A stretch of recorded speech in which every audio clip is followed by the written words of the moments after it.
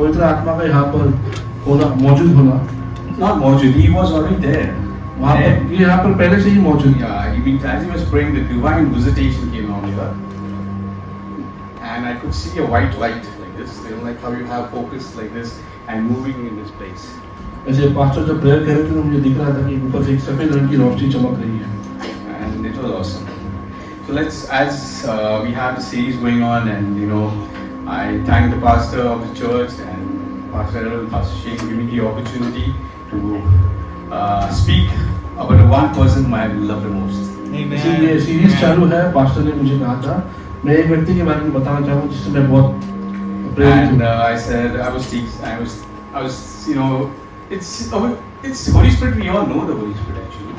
It's not that we do not know Him, right? We're all,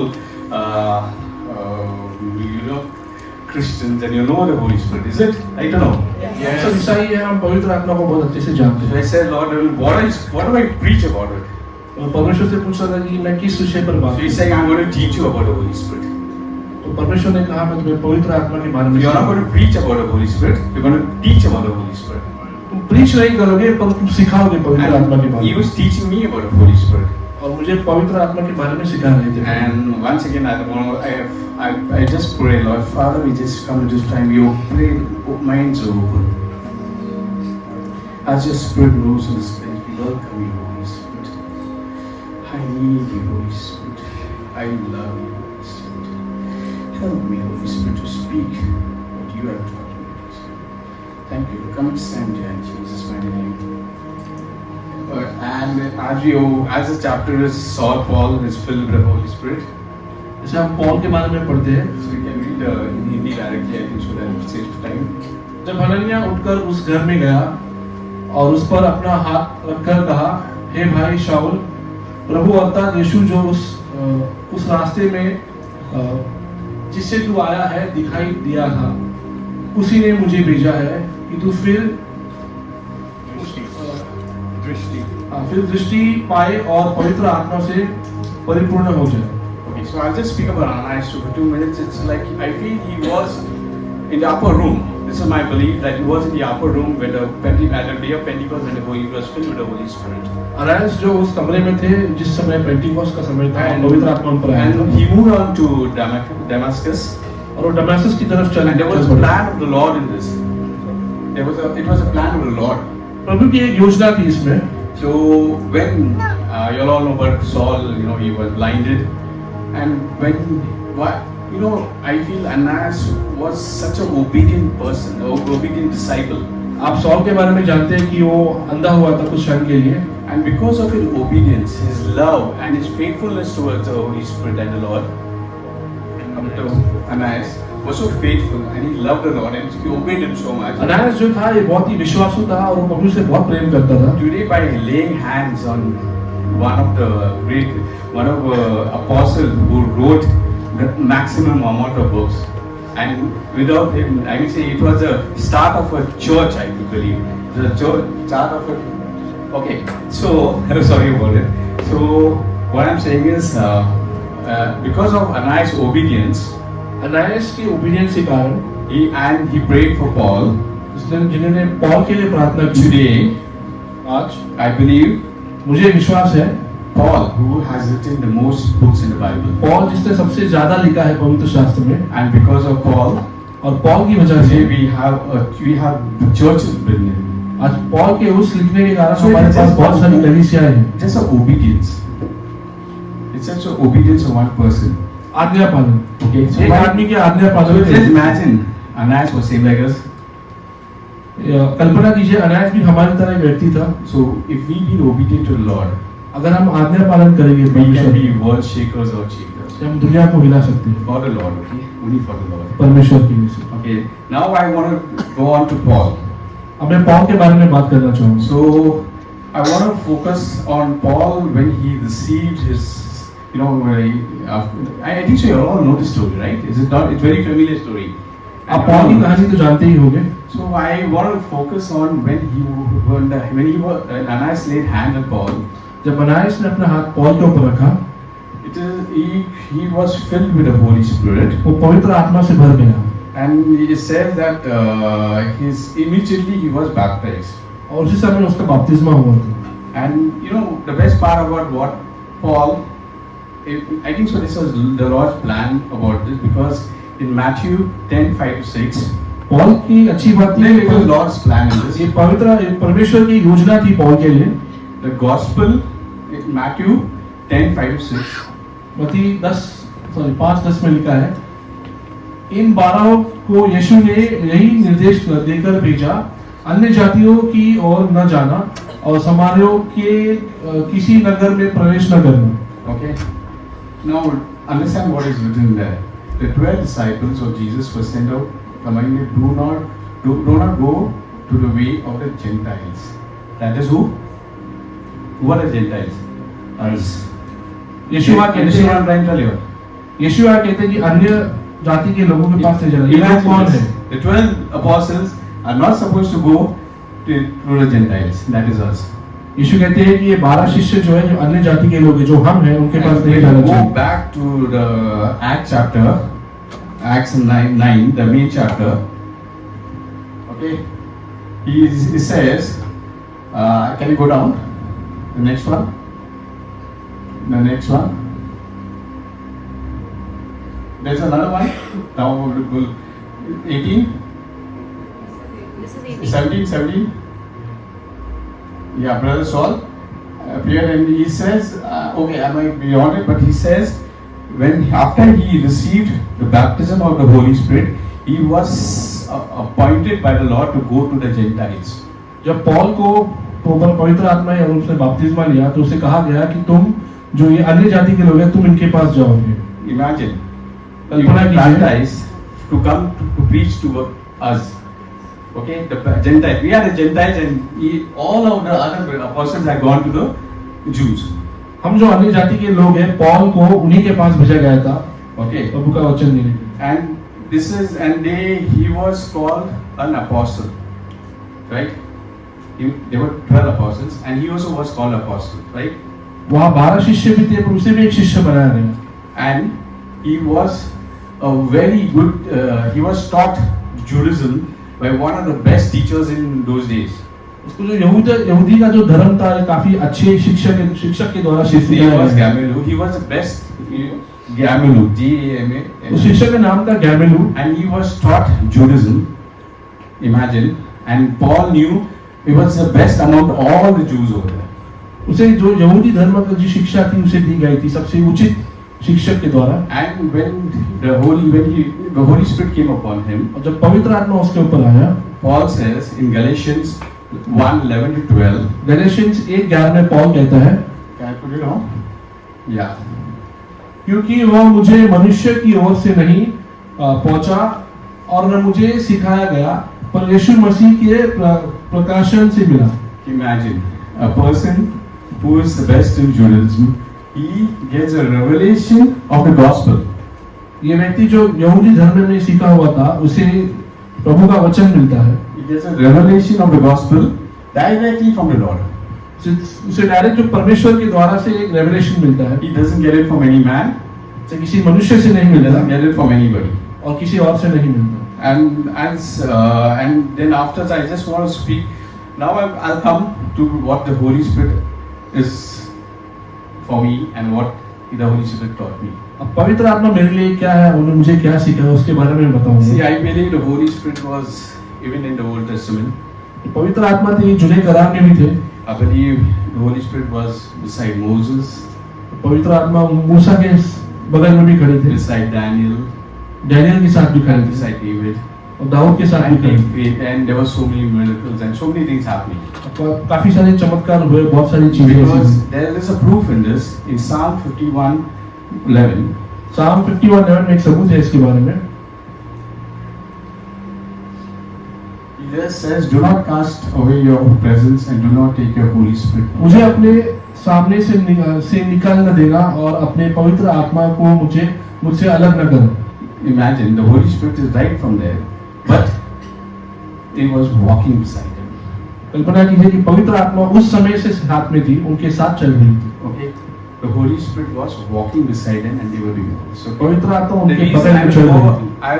go, I will be taking you down why the Holy Spirit was walking beside them. हम इस बारे में बात करेंगे पवित्र आत्मा क्यों उनके साथ में चल रही थी।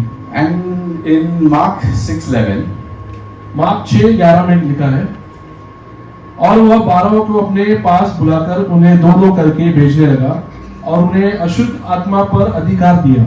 okay, Lord Jesus called the 12 and he gave them the power over unclean spirit.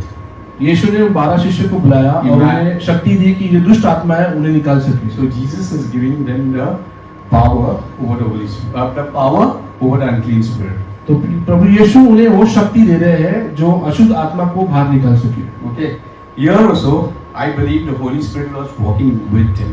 मैं ये मानता हूँ कि इस समय भी पवित्र आत्मा उनके साथ चल रही थी। Okay, because what in if you go to in John 7:39, यूहन्ना 7:29 में लिखा है,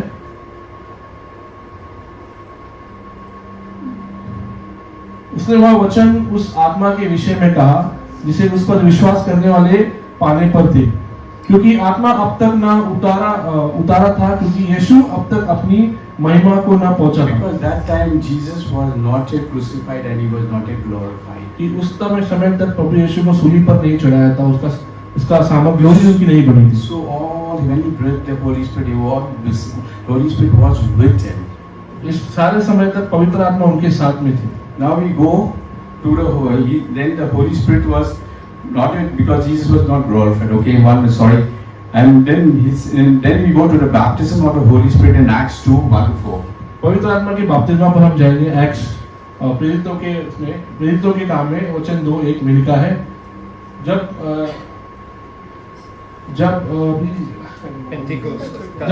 पेंटिकोस्ट का दिन आया तो वह सब एक जगह इकट्ठे थे। So that is the day when the Holy Spirit fell upon the apostles, and that is the day when they filled with the Holy Spirit. They were filled with the Holy Spirit. ये वही दिन था जब पवित्र आत्मा का सामर्थ सब शिष्यों पे आया था और उस पवित्र आत्मा से पूरी तरह भर गए थे। And we got to remember one thing. Jesus promised us in John 14:6-17. और हमें एक बात याद करनी चाहिए, जो यीशु ने हमसे वादा किया है इस वचन में, और मैं पिता से विनती करूंगा कि वह तुम्हें एक सहायक देगा कि वह सदैव तुम्हारे साथ रहे। Even in John 14:12. यूहन्ना 14:12 में लिखा है, मैं तुमसे सच सच कहता हूँ कि जो मुझ पर विश्वास रखता है ये काम जो मैं करता हूँ वह भी करेंगे, वरना इससे भी बड़े काम करेंगे, क्योंकि मैं पिता के पास जाता हूँ। Okay. Now he says, I have. Most of I say to you, he believes in me works. So imagine when the Lord Jesus gave us the Holy Spirit. कल्पना कीजिए जब प्रभु यीशु ने हमें पवित्र आत्मा दी and the Holy Spirit resides in us. और पवित्र आत्मा हमने बसती है। See, 1 John 4:4 says the one doesn't mean stronger than the one in the world. That's true. 1 John 4:4 says. 1 यूहन्ना 4:4 में लिखा है, the one that is in me, वो जो मेरे अंदर है is stronger वो ताकतवर है, than the one that's in the world. दुनिया में है उससे ताकतवर है। So we have the Holy Spirit in us. हमारे अंदर ही पवित्र आत्मा We है। need the outpouring of the Holy Spirit. Outpouring of the Holy Spirit all the time. पवित्र आत्मा की शक्ति हम पर गिरनी चाहिए हर We bar. have whenever we sit to read the Bible, जब भी हम शास्त्र पढ़ने बैठते we हैं just invite the Holy Spirit. हम पवित्र आत्मा को निमंत्रण देते The हैं Holy Spirit to lead us, कि हमें वो मार्ग दे, to guide us, हमें रास्ता to दिखाए, teach us. हमें सिखाए।